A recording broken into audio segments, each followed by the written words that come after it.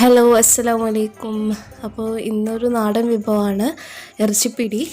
അപ്പോൾ ഇത് ബീഫ് വെച്ചിട്ടാണ് ചെയ്യുന്നത്. ചിലയിടത്ത് ചിക്കൻ വെച്ചിട്ടും ചെയ്യലുണ്ട് തോന്നുന്നു. പക്ഷേ ബീഫ് വെച്ചിട്ട് തന്നെയാണ് നല്ല ടേസ്റ്റ്. പിന്നെ അരിപ്പൊടി വാട്ടിയിട്ട് നമ്മൾ ചെറിയ പിടികളായിട്ട് ബീഫുമായിട്ട് മിക്സ് ചെയ്തിട്ടാണ് ഇത് തയ്യാറാക്കുന്നത്. അപ്പോൾ അതെങ്ങനെ ഉണ്ടാക്കുക നോക്കാം. അപ്പോൾ അതിന് മുമ്പ് ഞങ്ങളുടെ ചാനൽ ആദ്യമായിട്ട് കാണുകയാണെങ്കിലോ സബ്സ്ക്രൈബ് ചെയ്യാത്തവരോ ആണെങ്കിലോ ഒന്ന് സബ്സ്ക്രൈബ് ചെയ്ത് സപ്പോർട്ട് ചെയ്യാം. അപ്പോൾ എങ്ങനെ ഉണ്ടാക്കുന്നത് നോക്കാം. അപ്പോൾ ആദ്യം നമുക്ക് കുക്കറിൽ ബീഫ് വേവിച്ചെടുക്കുക. അതിൽ 250 ഗ്രാം ഇറച്ചിയാണ് എടുത്തിട്ടുള്ളത് കേട്ടോ.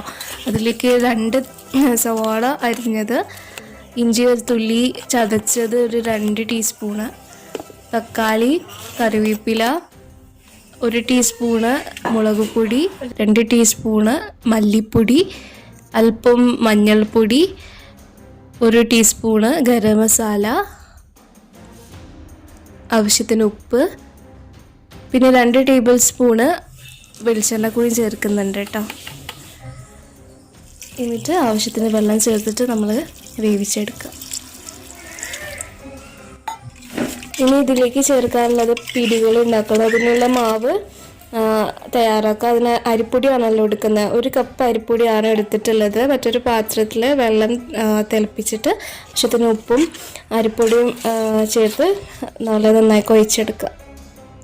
എന്നിട്ട് ചെറിയ ചെറിയ പിടികളായ ഇതുപോലെ മുറിച്ചെടുക്കുക. എന്നിട്ട് നമ്മൾ ആവിയിൽ വേവിച്ചെടുക്കണം. അപ്പോൾ ഇത് ആവിയിൽ വേവിച്ചെടുത്തതിന് ശേഷമുള്ളതാണ് കേട്ടോ കാണിക്കുന്നത്. ഇനി ബീഫിലേക്ക് ചേർക്കാൻ ആവശ്യമായിട്ടുള്ള അരപ്പ് തയ്യാറാക്കി എടുക്കണം. അതിന് അരമുറി തേങ്ങയാണ് എടുത്തിട്ടുള്ളത്. 6 ചെറിയ ഉള്ളി, പെരിഞ്ചീരകവും മഞ്ഞൾപ്പൊടിയും ചേർത്തിട്ട് അരച്ചെടുക്കുക. ഓക്കെ, അപ്പോൾ നമ്മുടെ ബീഫ് നന്നായിട്ട് വെന്ത് വന്നിട്ടുണ്ട്. ഇനി നമ്മൾ ഇതിലേക്ക് ആവിയിൽ വേവിച്ച് വെച്ചിട്ടുള്ള പിടി ചേർക്കാം. ഓക്കെ, അപ്പം ഇത് ചേർത്തതിന് ശേഷം ഇതൊന്ന് തിളച്ച് വരണം കേട്ടോ. ആ പിടിയിലൊക്കെ നമ്മുടെ ബീഫ് മസാല നന്നായിട്ട് പിടിച്ച് വന്നോട്ടെ. എന്നിട്ട് നമ്മൾ അരപ്പ് ചേർത്താൽ മതി.